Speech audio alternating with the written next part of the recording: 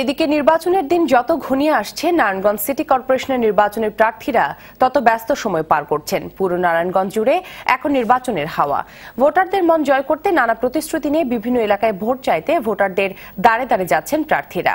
আওয়ামী লীগ মনোনীত মেয়র প্রার্থী ডাক্তার সেলিনা হায়াৎ আইভী ও বিএনপির প্রার্থী অ্যাডভোকেট সাখাওয়াতের পক্ষে কেন্দ্রীয় নেতারা প্রচারণায় অংশ নিচ্ছেন। আজ বিএনপি প্রার্থীর সঙ্গে প্রচারণায় নেমেছেন দলের মহাসচিব মির্জা ফখরুল ইসলাম আলমগীর। আওয়ামী লীগ মনোনীত প্রার্থী সেলিনা হায়াৎ আইভী অভিযোগ করেছেন, কিছু গণমাধ্যম ভুয়া সংবাদ প্রচার করে ভোটারদের মধ্যে গুজব ছড়ানোর চেষ্টা করছেন।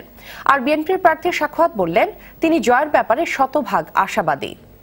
নির্বাচনে আমরা অংশগ্রহণ করে জনগণের কাছে যাব এবং এই নির্বাচন কতটুকু সুষ্ঠু হয় তার উপরে নির্ভর করবে বাংলাদেশের ভবিষ্যৎ, ভারতের নির্বাচনের ভবিষ্যৎ।